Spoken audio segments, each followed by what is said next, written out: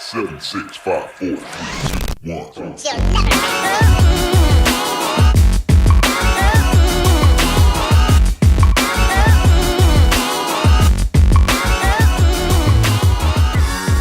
What's up, guys? Welcome to today's vlog. Today what we're going to be going over is one of my longtime clients, one of my longest clients that has been in my book over 12 years, consistently came to me. So today I wanted to film his haircut for you guys. The thing that I like about this cut that we're gonna go over is that there's a lot of different aspects to John's hair that could be tricky for some people. So we're gonna get really into detail with this haircut. It's a basic haircut for men, but we're gonna get very detailed so that you can understand fully everything that I'm doing in the cut. Hope you guys like it. Let me know in the comments below if you have any questions. Here we go with our step-by-step. Thanks. All right, guys, so we're going to start off our haircut on John, and the thing I like to do before I start the haircut is separate the top and the bottom. What that helps me do is kind of divide where I want that weight line to sit. So we're going to start off with our 2 guard. This is a plastic guard, so it's different than the metal guards.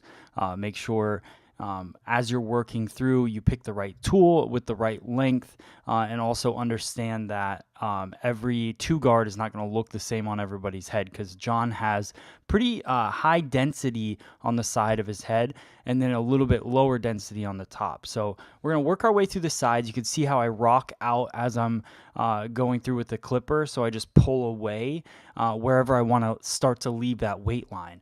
Now I'm going to leave the weight line a little bit heavier. We're going to go through with some clipper over comb later on. So I just work through, figure out where I want that weight line to sit, what works best with his head shape. As you're looking at John, I think one thing that I've worked on throughout the years of doing his hair is that it's a pretty standard haircut like we talked about, but it has to work with his head shape. So he has a little bit longer head, so I wanted to drop that weight line a little bit lower and then work through the top. And I don't want the top to live too high because that'll make his head look longer as well. So I just work my way through, building up that weight line right on the sides, keeping it nice and sleek though, because I don't want his head to look super wide, and going through with the haircut. I think that's the thing that separates hairdressers from, just people trying to cut hair at home.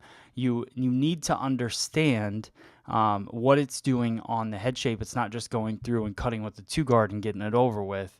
It's really, there should be a lot of thought going into what you want your guest's head shape to look like. So now I'm going through clipper over comb. So we start off with our Andis Master Series clipper with the plastic guards. Now this is the Andis Supra ZR. I went through with the 000 blade and worked clipper over comb, and now I'm going through with my Andis T trimmer. I just happen to really like these tools. I use different brands and different things when I do men's cuts, but these seem to be my 3 go-to tools that Andis sent me, so I like to use them. We go through with the T trimmer. One thing that you're going to notice, I do round off that corner. I don't like it to square off too much, especially with John's head.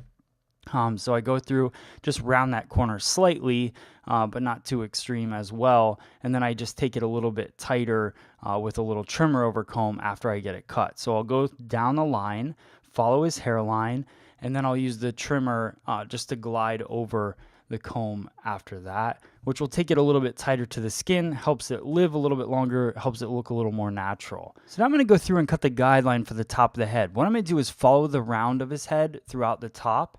And what that's going to do is leave a little bit of extra length, but not too much length at that recession point where his hair goes back a little bit. I want to leave a little extra weight. And also we're going to pop the front of his hair up just a little bit, so I want to pick my length for that. Then I go through horizontally all the way down the head and meet up with that guideline. So I start in the back, pick my length there, then I work my way across the round of the head and connect it to the very front. And I'm going to work that in a traveling guide across the top of the head, and then I'll check it vertically as I go through. Some of you guys might look at this as vertically, so just take it however you were taught in that way, but just I work my way across the head one way towards the forehead, which connects my guideline, and then I'll go through the opposite way at the very end to do some texturizing as well. So the one key thing that I want you guys to notice here is I talk about combing a lot and how important combing is to consistency within a haircut. I'm combing the hair towards the center. On the other side, I was doing the same thing. Now when I go to this side, now I'm pushing the hair away from my body towards my guideline, which keeps the hair consistent. It's also important to do that with men's hair, then go through and create your texture. So now we're gonna go through with a point cutting technique. I'm also using my DB20 scissor from Mizutani. It's a 5.7-inch scissor. I always talk about this being my go-to scissor. There's a lot of power in it. If I was doing scissor over comb, I would go with something a little bit longer, but I could also use the DB20 for that. So if you do a lot of barbering work, maybe go with the 6.2, 6.7-inch to work through that way. Little detail on the front. Now I'm going to go through using the YS Park 339 comb to really just kind of comb the hair as I blow it dry to smooth it down. We've now shampooed John's hair, got all the loose hairs out, give him a little hot towel treatment, and now I go through and I give him his finished style look. So we just go through. I'm using the nozzle of the blow dryer to push his hair where I want it. That's a very, very key component with men's hair and women's hair, but a lot of men don't think of it that way and they don't use a blow dryer.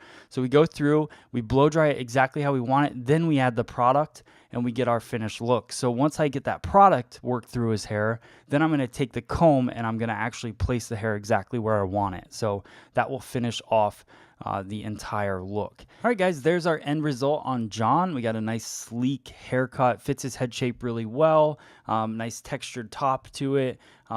Let me know in the comments below if you want to see more of these salon reality type haircuts on my clients. I can definitely put out more of these type of videos, so let me know.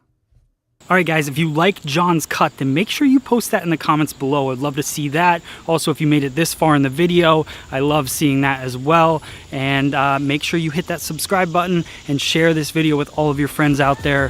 Thank you guys so much for watching and the support. I'll see you guys on the next video. Thanks.